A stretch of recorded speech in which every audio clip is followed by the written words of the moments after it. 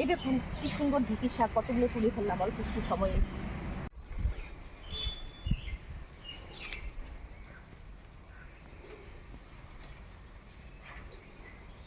আমরা ঢেঁকি শাক তুলে বাড়ি যাচ্ছি, এখন আমরা রান্নাঘরে যাব।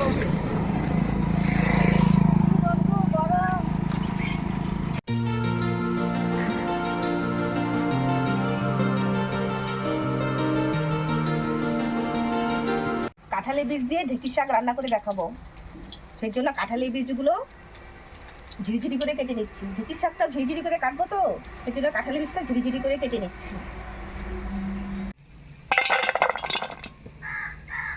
শাকগুলো জঙ্গল থেকে তুলে নিয়ে আসছি, তো সেই জন্য একটু বেছে নিচ্ছি পোকা আছে নাকি সেটা দেখে নিই। আর একদম কচি শাক।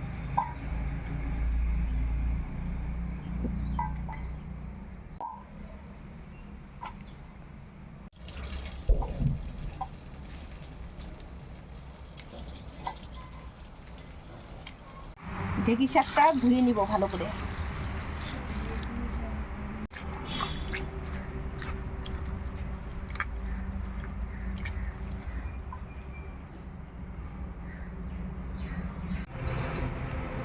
একদম নরম ঢেঁকি শাকটাকে ঝিরিঝিরি করে কেটে নেব।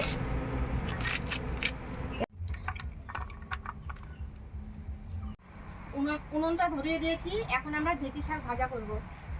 এই দেখুন একদম ঝিরিঝিরি করে ঢেঁকি শাকগুলো কেটে নিয়েছি। উনুন ধরে গেছে সুন্দর।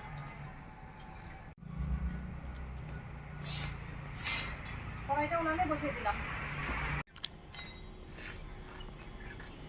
গরম হয়ে এসে কড়াইতে আমি এখন তেল দিয়ে নেব। এখন আমি তেলের মধ্যে একটা শুকনো লঙ্কা আর থেতো করা আদাটা দিয়ে দেব। লঙ্কাটা ভাজা হয়ে গেছে, এখন থেতো করে আদাটা দিয়ে দেব।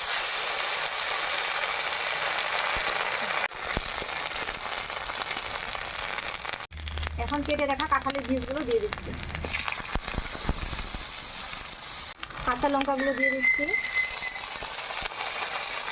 পরিমাণ মতো একটু হলুদ দিয়ে দিচ্ছি। পরিমাণ মতো একটু লবণ দিয়ে দিচ্ছি।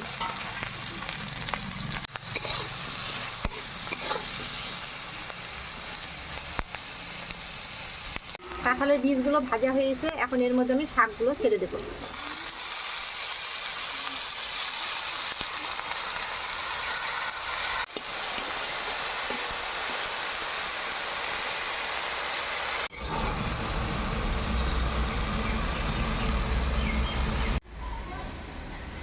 শাকটা একদম এরকম মিলাই গেছে শাক না? হ্যাঁ, আরো তাজা তাজা না।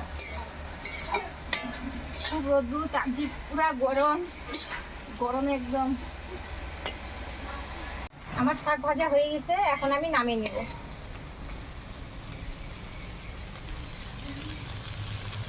আমি এখন নামিয়ে নিলাম।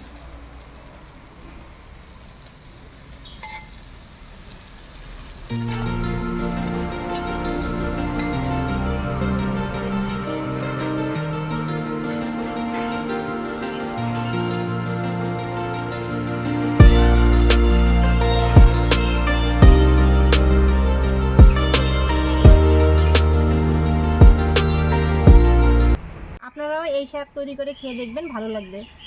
ভালো থাকবেন, সুস্থ থাকবেন। আবার দেখা হবে নতুন একটা রেসিপি নিয়ে।